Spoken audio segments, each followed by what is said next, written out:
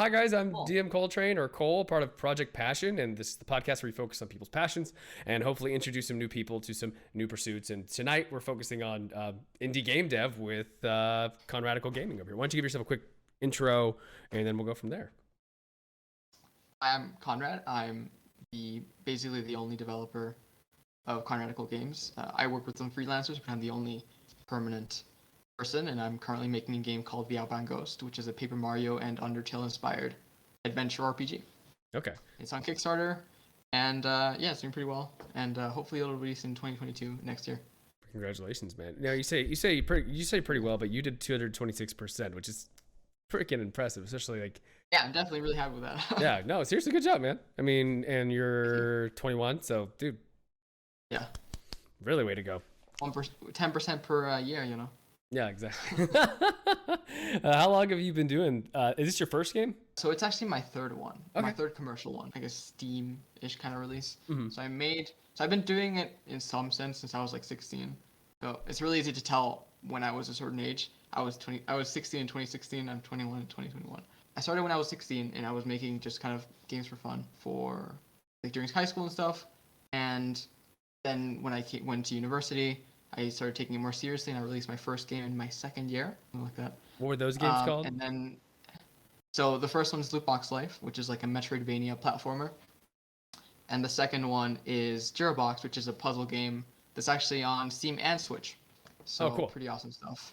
Yeah, so you've already had some. Yeah. Yeah. This is not your first game. That I found you off the Ghost game for sure. The aesthetic was charming as heck. So Thank you. yeah, no, I can't wait to play it when it comes out personally. But in terms of yeah, I know, right? So what's been your biggest pressure with all this so far? I don't know if it's pressure. I'm honestly so excited. There's just so much stuff happening. A lot of new stuff, a lot of stuff that I can do now that I have these resources, and I'm just really excited to like bring the game to the next level when compared to my other games, because they were basically done on like a zero budget almost. Yeah, now you have a budget and exactly, yeah. yeah. So what are some new things that you're excited about compared to last time? Yeah, art and music for sure. So the art right now, I do freelancing apart from my own games, and so I use that mostly to pay off the artist who's done an amazing job on the characters. And so I just can't wait to have more characters.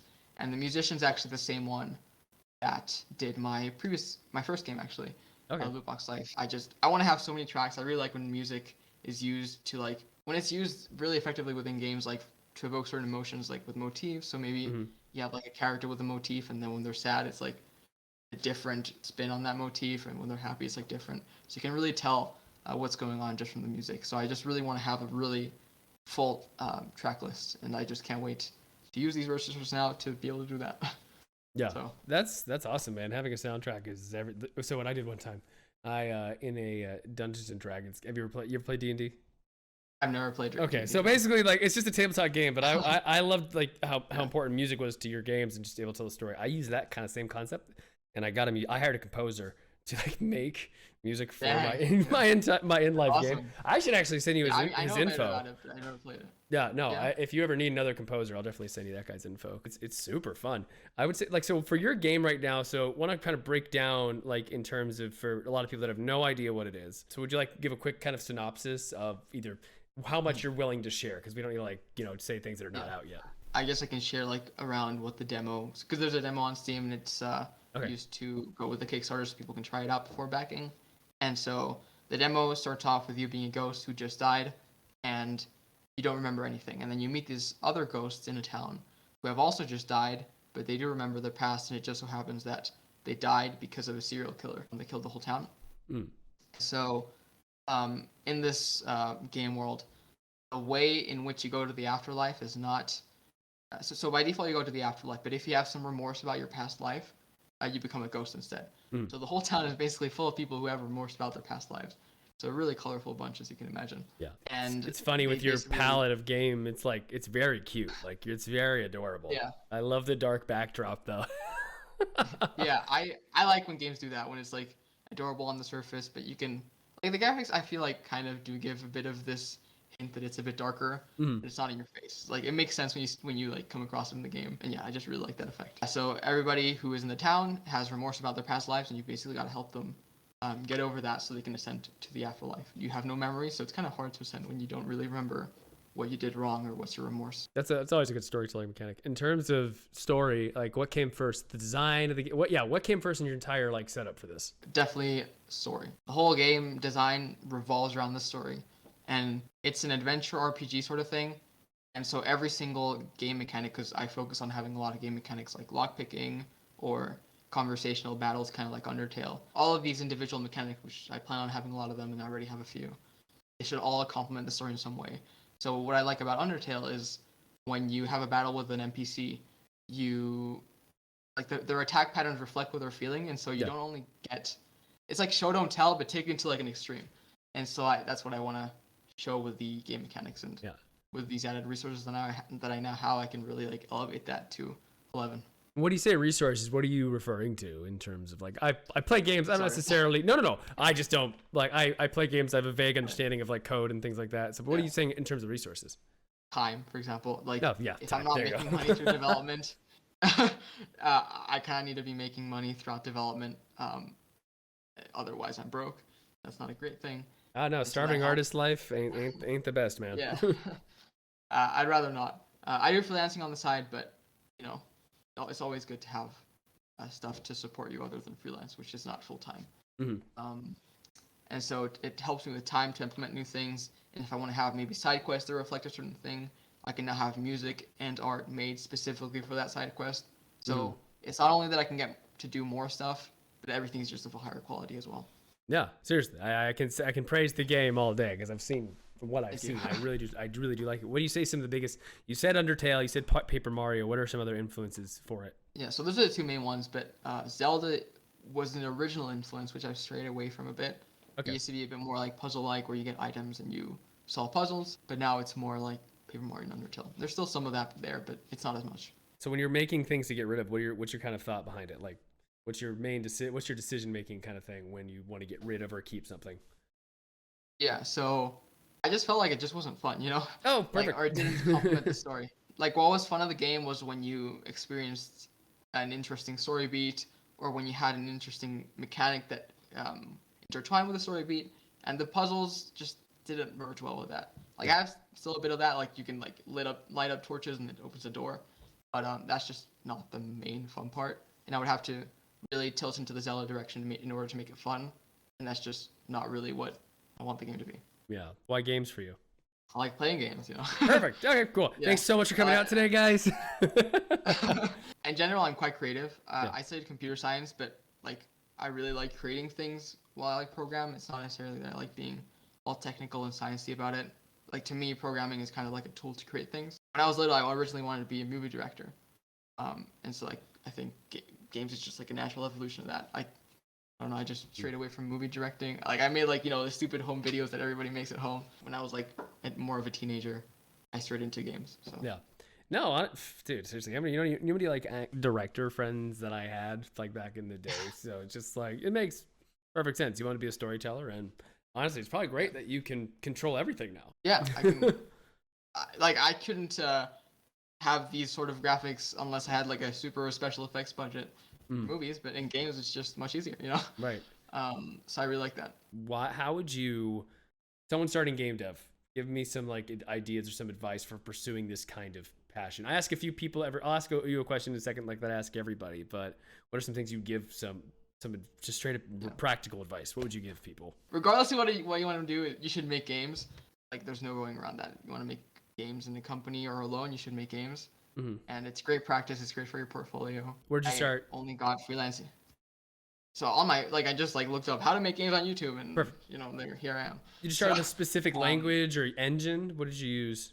So I use Unity, which is it's just great beginner friendly. There's this not a YouTuber. He's like a game developer, but he makes YouTube content sometimes. Tom Francis, the creator of Gunpoint, he also made Heat Signature, and he's making Tactical Breach Wizards right now. Really awesome games. And he has a YouTube series on how to program in Unity. So he literally just like shows you how to make games in Unity. And it's whenever somebody asks me how do I make games, I always recommend that one. What was his name one more time? Tom Francis. Tom Francis. Okay. Tom Francis. And he does Unity, like he teaches the Unity Exactly. engine. Okay, because honestly, Yeah. I dabbled in terms of like learning Python and like computer languages and things Mhm. like that. And game dev was definitely an Yeah. idea that I definitely had. But I mean, it's Yeah. just it is there is some grindy work in there for sure. Yeah. It takes time. What's I your mean, I started when I was yeah, I started in 2016. I didn't release my first game until 2020. Like I made small games, but my first like commercial game. yeah? So it takes a while. And, So if you want to do AAA, you should learn how to use Unity or Unreal Engine. I mhm. recommend Unity. It's easier to learn. I feel, at least from my experience. Now a lot of And for indie stuff, if you want to go indie, I yeah. feel like it's really not a great idea to just like jump into it. So I just came out of university, but the only reason for why I can do this full time coming out of the university is because I already started while I was in university. So I was essentially like game development was my part time job in university. You monetized it early. That's just Yeah. that's the dream, to be honest, especially from as an artist. So you said your other game is on which systems is it on right now? You said Steam and So the Switch. first one's on Steam, Loot Box Life, Okay, and then the second one, Gearbox, is on Steam and Switch and mobile. and mobile. Now, which one did in Mobile. term? Actually, how hard is it to like port from system to system? Is that So I use the difficult? Or? publisher, so I didn't do it. Oh, so people just sick. Okay, that's Yeah, so they're like whole companies that focus on like they take like a revenue share yeah. and they just port it for you. Oh, they take a share. Okay, they don't, you don't like pay them Yeah, like a flat. exactly. Okay. You can do that as well, but I don't have the money to do that, so Nah, I honestly, wouldn't. didn't- I don't know what you have going on. I know you got like that. I know you got the Kickstarter that's rocking. Yeah. Is there actually so for supporting indie game devs, what's the best way to do that? Just straight up, like, is it just just buying their game, honestly. no, straight by the I mean, like, Yeah. is there any other way they could support you in terms of like they bought the game, they share it?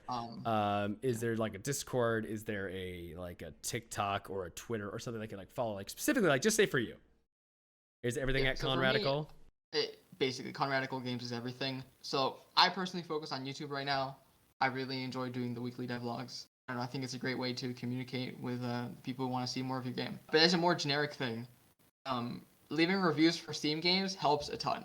It showed like I didn't hit 10 reviews on my first game until about I think it was like a week after release, and so you can just see like the Steam page views. It's just like kind of flattish, like not flattish, but like it goes like that, and then it hits 10 reviews and it just spikes up. Right. So like giving small games reviews if they have under 10, so the thresholds are 10, 50, and 500. Once you hit those thresholds on Steam, you just get massive visibility. Oh, So then they if you promote notice it that a more. game, exactly. So if you see that a game is maybe, hovering around that and you want to help them out, giving a review is great.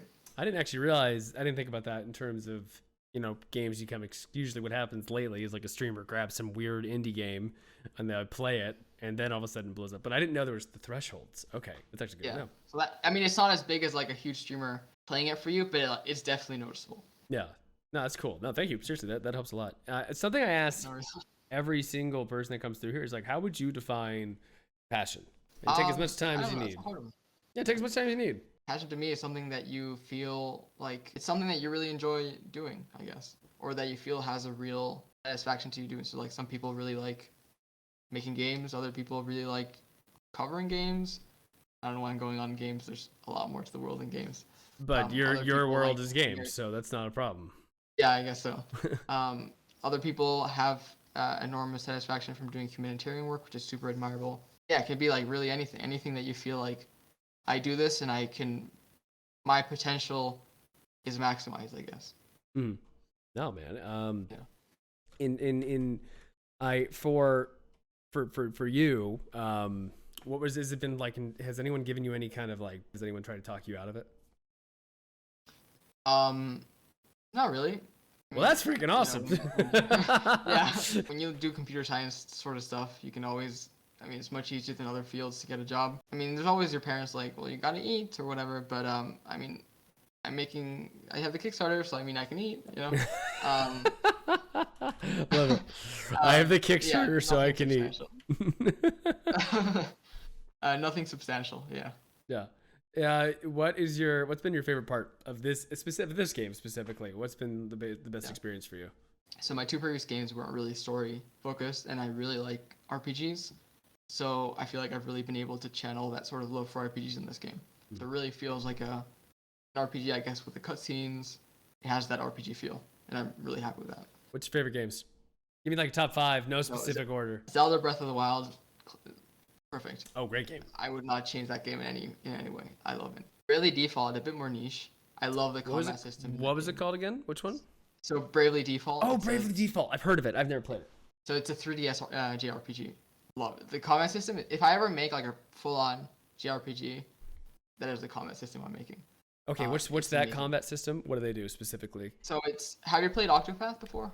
Octopath Traveler, a little bit. It's sort of a pseudo turn-based essentially, right? There's like a timer. It's turn-based, but you can store turns. Sorry. Mm. So if you defend, actually it's a bit different. Basically, in Bravely Default, you defend, and instead of that turn being wasted, you can now use that defended turn in the next turn, so you can attack twice. Okay. And so you can store up to 4 turns, and it's just super strategic. I love it. So you're a turn-based guy then? Yeah, I really like turns. All right, so that's all the time we have. Thank you so much for joining us.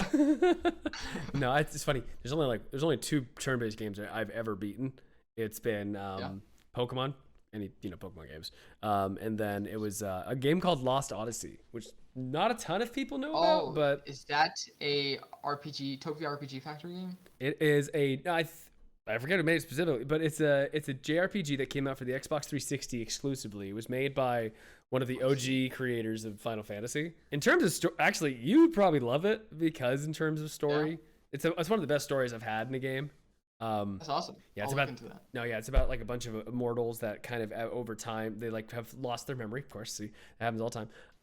And they're these mercenary immortals that are going through and trying to piece back their lives. And so you'll walk by a moment in time. You'll walk by like some sort of station, and then all of a sudden you get this like short story like pop up into your head. So it's not like a cutscene. You get this like short story with this montage little thing going.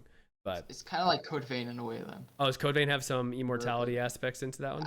Well, they have you walk past I think, is it every boss? Some characters, when they die, you get to walk through a little diorama sort of thing that basically is an exposition for their whole backstory. Oh, so classic anime. Yeah. Basically. But it's more, you play through it, so. Right. No, that is cool. So Code Vein's pretty much anime Dark Souls, right? Is that what I was remembering? Yeah. Yeah. Okay. You play Dark Souls? I'm too bad at it. Honestly, I'm too bad at it. Oh, shut up! No, you're not. I played Dark Souls 1. Where did I get to? I think I got to the crabs. There was like some giant crabs. Or was that in Dark Souls 3? I played 1 and 3. Dark Souls 3 has giant crabs. Yeah, Dark Souls 3 is in the swamp. Dark Souls 1, I don't recall giant crabs. Dark Souls 3, I went past that boss that has 2 of them. Is it 2 of them, or is it a billion of them? There's 3 of them. They kind of Walkers, Abyss Watchers. Oh, dude, that OST. Ooh, that's a clean fight. Yeah, it's great. I got past that. I struggled so much with that fight. Yeah. I got past that, and then I just kind of. That was it for you. You're like, you're good. I need to regain my breath, and then I kind of forgot about it. Back to turn-based. Perfect. Yeah. So Dark Souls I haven't played in a while. So it's all good. It's not for everybody. It's fine. So you said Bravely Default, Breath of the Wild, and then what are some other of your other top? We need 3 more for your top 5. I love Slay the Spire RPG turn-based. Ooh, that was fun. Roguelike RPG. Yeah, I love it. It's my favorite roguelike of all time. Fantastic game. Wait, so that's your favorite? Those are my top 3. Those are your top 3. Okay, so rogue. Yeah. That's your favorite roguelike, really? Everyone usually picks either. Yeah. Is Hades is a roguelike, correct? Yeah, that's a great one as well. Yeah, I love that. Lately, that's the one just been diving back into. That one's so much fun. Yeah. Am I wrong in assuming you like anime as well? Then, correct? Yeah, I mean, I'm not as into anime as I am like video games in general, but I definitely watch anime. Yeah. But you got a favorite one? Attack on Titan's great. Oh, Attack on Titan's awesome. yeah. I mean, it's a classic, a modern classic. It's awesome. The only manga I've ever read. I just finished season 4 and I was like, I need to watch. Oh, you read the manga? Yeah, so it's the only manga I've ever read in my life. I've only read one manga. It's called Monster. It's about a serial killer and a doctor like in this thing. I've heard of it. I don't know. Yeah, cat and mouse kind of thing. That's it. Nope, that's the one I've read. Sorry, anime fans. They will. I'm eventually gonna get a guy on here that's like super into anime, so I better catch up real quick. Otherwise, I'm gonna be in trouble. So I ask people, how would they define passion? I'll also ask you, what is something you wish you were more passionate about? Is there anything I wish I was more passionate about? I don't really think so. Well, that's awesome. No, that's great. Yeah, I know. I'm pretty happy with what I'm doing. So yeah, these questions are like, oh, if you would change something about yourself, what would it be? I feel like if you change something about yourself in the past, it kind of like change, like it would change who you are right now. And I'm like happy with who I am, so I wouldn't really change anything. Even though in isolation I would change things, but like in the grand scheme of things, I'm pretty happy with how everything's going. No, So that's a beautiful outlook, to be honest. It's I definitely don't want to word that question as like a regret for sure, because I agree with you. yeah, Living off of yeah, your regret is not healthy, but I mean, like, hey, it's just like you're here, you're in this point in time, so you're taking yeah. away from it, whether it's going good or bad. Now, is there something you're excited for coming up with this game specifically? I mean, it's such a big game compared to my other ones that it's Mm, just it's gonna be awesome to release it, mm. So I can't wait to how that all is when more than two people play your game on release day. Well, It was more than two people, but you know what I mean. ooh, what's your? Do Um, you have any like strategy to get more people to play? do I just I don't know. I do the Kickstarter and that kind of works for itself. No, I mean, you could take Kickstarter. it in a way as a strategy. Yeah, I mean, I Yeah. recommend throwing it out to a bunch of streamers to be honest with you. But I mean, Yeah. have you done Keymailer or anything like that? So I have, but I've gotten a lot of spammy requests. Probably true. That was for my two previous games. I'll just do it. Why not for Outbound Ghost as well when that comes Mm. out. I have more meta strategies, but some of them are spoilery because it Oh, entails new releases. So oh, you got other things. yeah, Are you working on other projects right now too? kind of. It's just been so. I just released a Kickstarter update today, Yeah. being like, oh well, on Friday on my YouTube devlog, I'm gonna announce a new game, which by the time this podcast is out, will Oh, you'll probably. have You know, another game announced. That's cool. I don't know if you've seen on Twitter. There's like this pixelated version. I probably can't. Can I screen share? Probably not. I don't Yeah, know. you can go for it. Go for it. Go for it. I'll just describe in vivid Um, detail. Let me just see how we can do this. Yeah. So let's see. Your pixel version of the game. So let me try to share my screen. Oh, like a pixel version of your game. Kind of, yeah. Kind of. Okay. So can you see this? Yeah, we can. Yeah. So I'm not gonna say what the mechanics are for this game yet, but this is gonna release. So Oh, that looks great. thank you. So it's basically the same art style as the Outbound Ghost, but with pixel characters. Pixel characters And, instead of okay. Yeah, actually, while you're here, So why kind don't of you like just Octopath. why don't you just pull up your game really quick here so people can see it actually too? Cool. There we go. So this is kind of how it looks like. I'm gonna mute the audio because otherwise I'm gonna speak over it. Oh, you're fine. But as you can see, it's Yeah, very that's. Paper Mario. You're gonna skip around. Mm-hmm. You can see this is the Zelda inspired area. Different, Oh, I see that. Um, Okay. yeah, different gameplay mechanics. Mm-hmm. Very story oriented. You know, actually, what we can do here, I didn't even think about this. I could actually pull up your. You want me to put your trailer up really quick? Oh, awesome. Here we go, really quick. Here, we'll play this.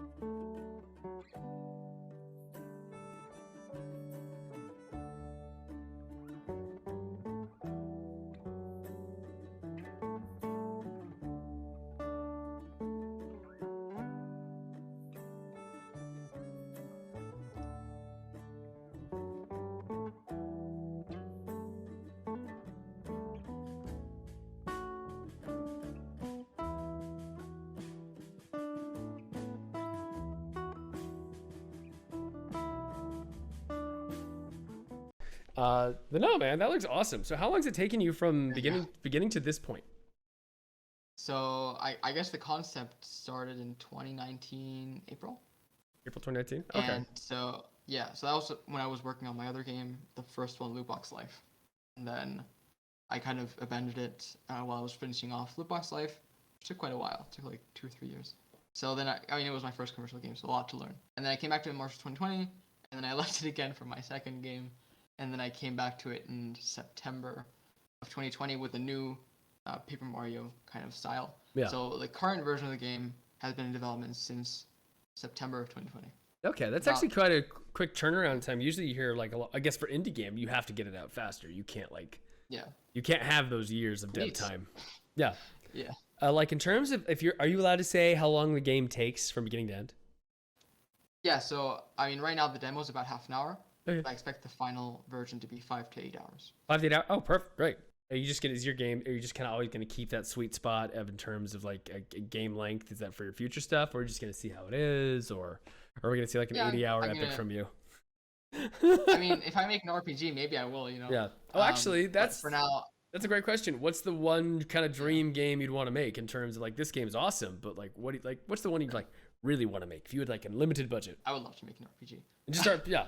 Just like, so just take the Outbound Ghost. Like, so the problem is that I'm targeting it for Switch, right? Yeah. And so I can't make the graphics too crazy. It's already struggling to run on there. Oh, really? And yeah, so it's tough.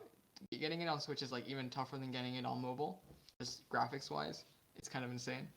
And I would love to just like not have that restriction and go all out with graphics. If you have an RPG, you can have many enemies and like just like make every enemy like look awesome. Have like dedicated artists like make the enemies look amazing and not have to worry about how many enemies can I make with my budget. Yeah. Actually, in terms of like Also in terms of environments. yeah. Now Sorry. with the Kickstarter, is this gonna like basically expand everything even more? Is that kind of the goal, or is it just like allow you to like really just kind of like close it off like efficiently? Is that more the deal? If the Kickstarter didn't work out, the game would have been like the same, but just much larger scope. Mm. So I would have not been able to have as many characters because art costs. I would have not been able to have as many areas because music costs. Yeah. Yeah. The game would have still been the same at its core, but it would have been a less ambitious version of the same game. Right. One more question I'm going to ask you here. What was it? Welcome to my 6th podcast, or I don't know what number I'm on, 7. So I've asked you, how would you define passion? What you could do if you were passionate? Actually, I kind of already asked you the question, though. I was going to say, if you had like unlimited budget, what would you do? And you already said, well, a game. I mean, what else you got going coming up here this week? You got any more podcasts you're going to be on? No, talking to a lot of publishers, actually. Oh, sick. That's interesting. How's that go? Yeah, so you talk to them and they tell you what they want to give you. You tell them what you need. And you kind of, I don't want to go into details or anything. Oh, sure. No worries. No worries. I was going to say, like, how do you approach, like, how do you, like, find the conversation? Yeah. How do you reach the publishers? That's my question. Yeah, so normally just write them an email. They have email on their website or whatever. But my plan was to approach publishers after the Kickstarter had finished. Oh, I see. Yeah. But it's doing well, so I guess publishers are approaching me. Oh, that's great, dude. Congratulations. Yeah, I'm not going to be like, oh, I got to wait 7 days, you know? Yeah. So... No, that's really. You got 1 week. We'll do our best to get this out for you as fast as possible. You mentioned movie directing. So if you had to take any video game and turn it into a movie, which one? Oh, that's a good question. I've recently been watching a lot of Pixar movies, actually, because I got Disney Plus with Xbox Game Pass. Yeah. I really like Coco. Coco was an amazing movie. Oh, Coco was great. I had never watched it. Yeah. Probably my favorite Pixar movie of all time. And I just watched it last week. I don't know if I would make Coco a movie, but Coco, I would love to make something... A Coco game would actually... Yeah. Like something that's kind of thematically similar, I think I would love. Oh, dude, that whole world would actually fit really well into a game. The size of it and the color scheme and the graphics. And yeah, I could see that. Open world Coco would be amazing. Open world Coco. Let's get Pixar on that one for sure. Because I think some games, some movie properties could definitely be turned into games for sure. Open world Ratatouille, in the kitchen. A real cooking sim with Ratatouille would do very well. Have you ever played cooking? Have you played cooking simulator? I played Cooking Mama. Is that what the heck's Cooking Mama? Oh, people mention cooking. Oh no, it's been a while since I've heard that one. And then vice versa. Was there any movie you turn in? No, is there any game you turn into a movie? Zelda anime movie, I guess, would be awesome. Why isn't there one? Cool. I heard there was rumors of there being one in production, but then they never really took off. A Zelda anime makes like perfect sense. Yeah, it would be awesome. Especially like a Studio Ghibli version of it would be yeah. Mm-hmm. Seen tons of art, fan art of like Studio Ghibli. Yeah. Inspired fan art, I guess, and it looks amazing. A whole movie like that would be amazing. Did you go to wait? Quick question. Did you go to school for game develop or computer science, or did you go for film? You said. No, so I went for computer science. You went for computer science. Okay. Computer science. Good job, by the way. Very much like not. Thank you. So straight up, not very. It's not focused on games or anything. It's just straight up computer science. No, man. Dude, that's freaking awesome. Thank you so much for coming on through. Is there any like parting advice you give to like any future young game devs? Because you are young for yourself, and I think I think that's awesome. Some people probably think like, oh, that's either lucky or down, but no, it sounds like you've worked hard and you've done great in terms of like what you want to do and having that path early on. A lot of people don't get to experience that, so that's honestly really, really cool. So what would you say to people in terms of like pursuing something like this? I know a lot of people that I've talked to, like my friends or whatever, that want to get into game development, want to either go to school for game development, or they feel like they don't really want, like maybe if they're a programmer or whatever, they don't want to start learning how to make games before they get into a studio, and then they program for the studio and they learn like that way. And I think that's just like not the best way to do it. You should just like get started, like just like look up how to use Unity, look up Tom Francis Unity tutorial or whatever. Just making games is the best way to learn how to make games. Straight Right. up. Like, don't worry about you're going to learn as you go. Formal education, like, if you don't make games, no matter how much formal education you have or where you work at, like, you're not going to know how to make games. You get what I mean? Yeah, no, absolutely. You need Just to get on it. the practice and the application is huge. But yeah, man, thank you. Thank you so much, Nick. Why don't you plug everything really quick? I'm Conradical Games on YouTube, Conradical Games on Twitter, Instagram, TikTok. I'm glad I got all those names, like all very consistent. Right. On Kickstarter, the game is The Outbound Ghost. You can also find The Outbound Ghost on Steam. And I think that's about it. Yeah. Perfect, man. Thank you so much, folks. Well, my name is Ian Coltrane. Welcome to Project Passion. This will be a special video edition, just because there's a lot more visual elements into it. So, but thank you so much. I think I'll do more of these video interviews too. That's actually, thank you. You helped me out in a way I didn't expect. No, I'll do more stuff like this. Actually, this helps. This is great. But thank you again so much, Conrad. If you guys make sure to be following here, subscribe, hit the like button.